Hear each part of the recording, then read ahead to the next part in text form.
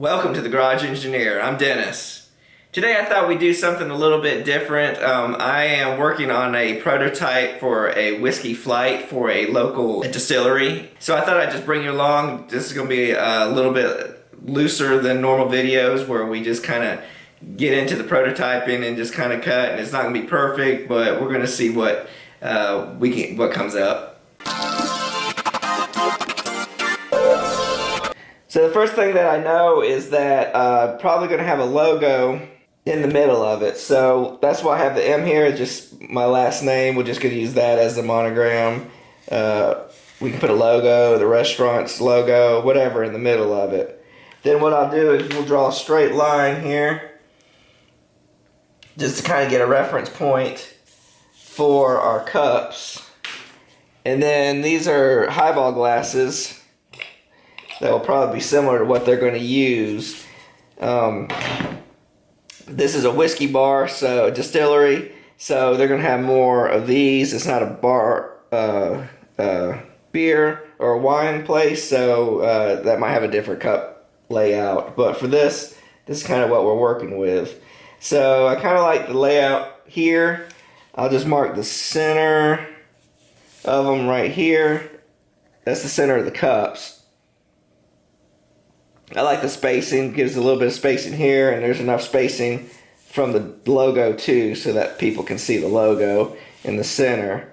So what we'll do is we'll get a ruler, we will transfer these marks over to this side so we can get it kind of symmetrical.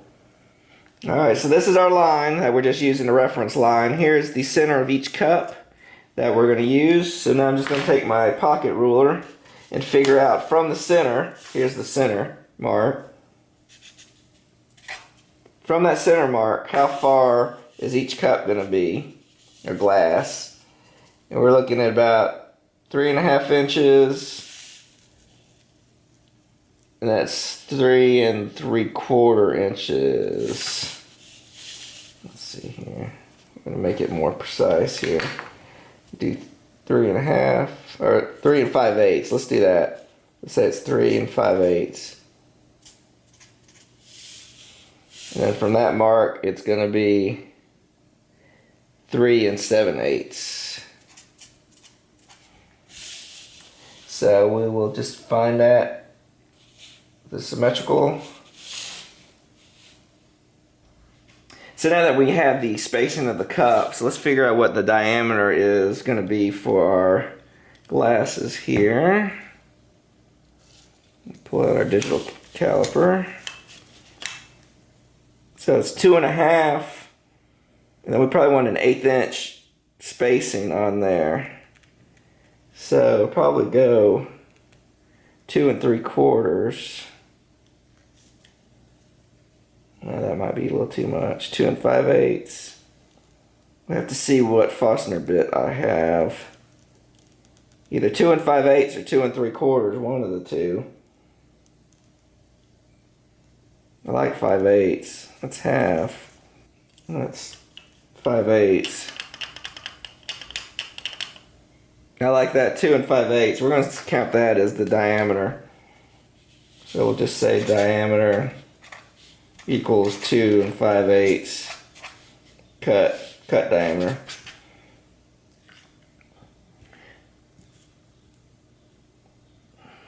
So we'll just have that with the glasses here.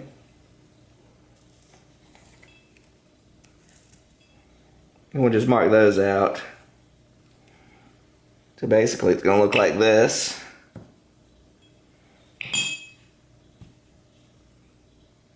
So now we got that set. Let's transfer it over to the wood we're going to use. Oh, first let's get the outside cut too. So I want it to kind of look not square.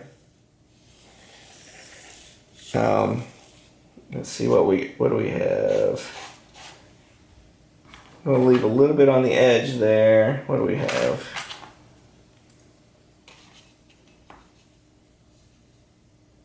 Probably 1 1/4 on the outside. That takes you right about here. And then we'll have another 1.25 inches here.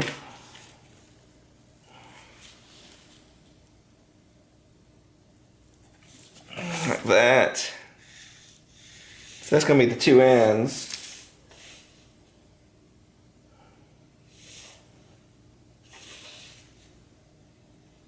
Maybe start 3/4 inch here. And then bring it out. Maybe 1.5 inches there. To give it a little bit of curve. Not much. Yeah, probably.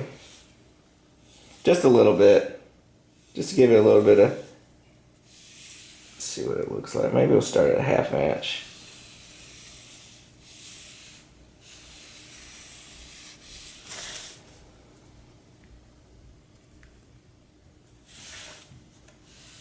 I don't want to make it too big.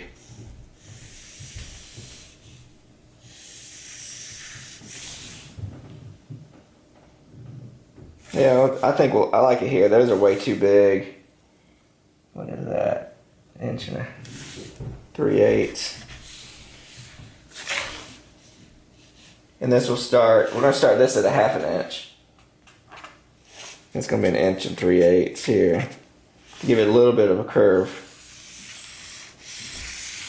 Like that. And then the 1/2 inch here. Let's move this out of the way.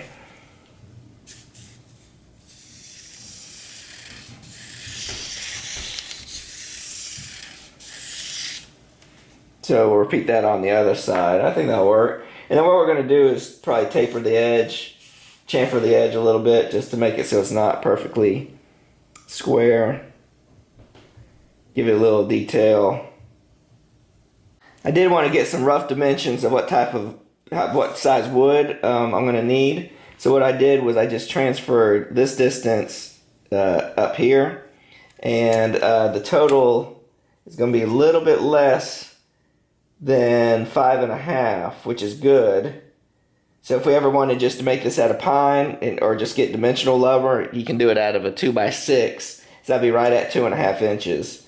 Or it might be a little less, but at least you're close enough.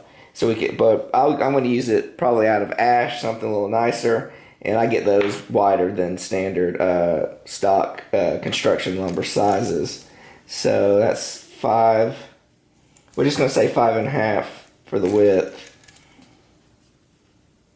the max width. I don't want to write this in pen here. So we'll write max width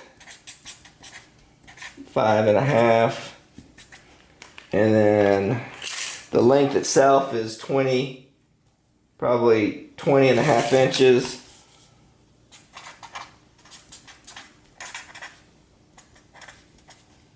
So I'll probably cut the piece a little bit wider than that. So that'll definitely give us roughly what we need to find our stock in.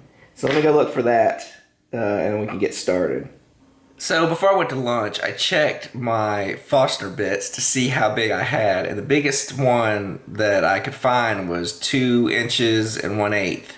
And that's not going to be big enough because we said we wanted about 2 5/8 inches. So while I was at lunch, I was thinking, I decided I might just go ahead and cut everything out on the CNC machine, at least the outlines of it. I used my CNC CAM software, and we made the outline. We've got the recesses that we're going to cut for the glasses, and then I just put my logo in here, maybe with a little border around there. And quickly to show you what it's going to look like, we can do a test and preview. So that's basically what it's going to look like. We're not going to cut all the way around the outsides. I'm just going to cut a line, and then we'll use the bandsaw to cut it out, because since we're going to be using a thick piece of ash, it's going to take too long on the CNC machine. I could probably do it quicker on the bandsaw. Some people ask me how I like to mount my material to my CNC machine. Most of the time I like to use the blue tape method, which is putting the blue tape strips on the wasteboard and then putting blue tape on the actual piece itself. Then I put CA glue on the wasteboard tape, and I spray accelerator on the material side, and then I push it together, and then that holds it in tight. So I ran into an issue, my dust collector, which I wasn't going to use for this video, but the mount for it, which goes right here, was hitting the wood. And you see I barely have enough clearance to do this project, so we're maxing the X-carve out, but we've just got enough to do what we need to do. So what I'm going to do is now set the 0 and get the machine set up to ready to run the design. So right now I'm using the paper method to test the 0 clearance height, and what I'm doing is you move the paper around until the end mill pinches it against the wood and you start getting resistance, and that way you know, like right there, it's stuck. I lift it up just a little bit and it's loose again. So come down one and I get a little bit of drag, and then that's our 0 height.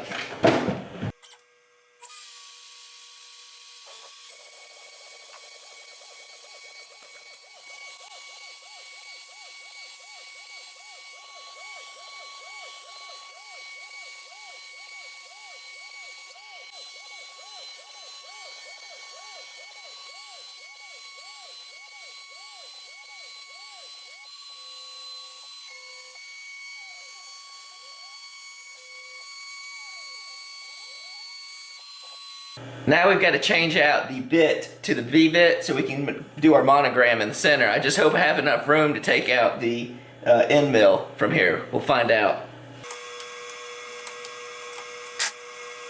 Since I don't have an auto Z, you got to be careful that this doesn't move while you're loosening it up, or it'll mess up your alignment.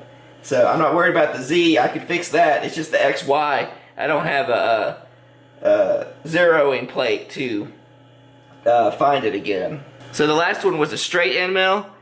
This one is a 90-degree V, and that's what we'll be using to do our detail monogramming. It still has a little bit of junk on it from before. Alright, now we just got to re-zero it with the paper method.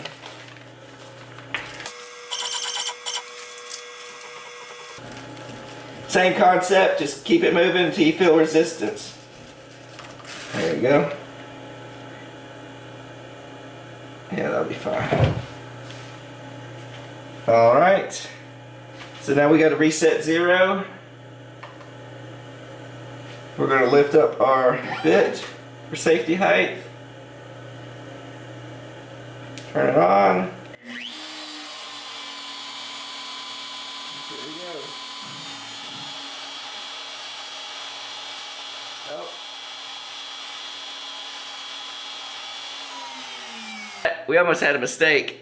I set everything up right, and I think I just messed up.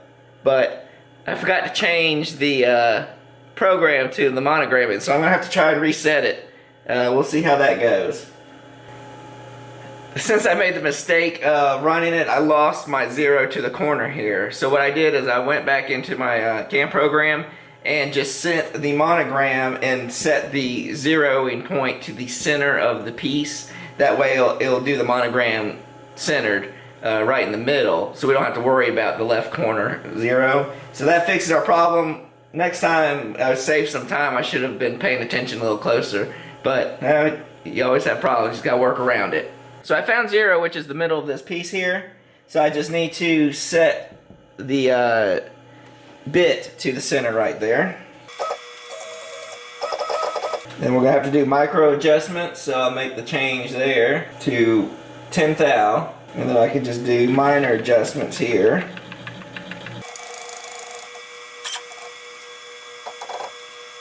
I'm just lining up the center right now. I'm not gonna worry about 0 yet. Now we'll set the Z center. We'll get our piece of paper out. We'll do our little dance. Oh, there you go. We'll make sure that was not too much. Let's go up. There you go. Sometimes on the V-bit you can be a little high because you can always run it again and go deeper if you need to, but you can't go the other way around. Now we'll change the file this time. We'll set our 0 to there. We'll raise the bit. Turn it on. Cross your fingers.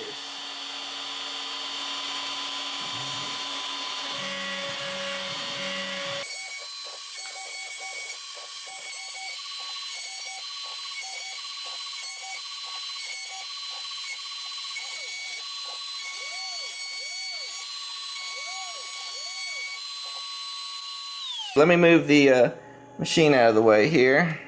So with a little bit of sanding for the edges, I think it turned out pretty nice. So what we'll need to do next, we'll sand it up a little bit. Here's our line that we're going to follow. We're going to cut that out with the bandsaw. And then we'll go into the finishing. So after pulling the material off the CNC machine, we bring it over to the bandsaw and we're going to cut out the rough shape of it.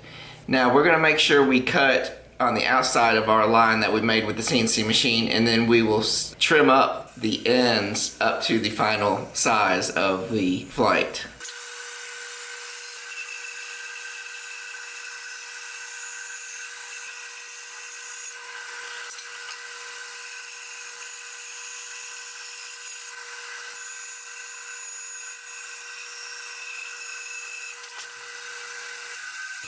I thought the overall thickness of the flight was a little too much, so I've decided to cut it down to make it a little thinner. With the trim router, we will follow the lip that we cut in the CNC machine to flush up the edge of the flight.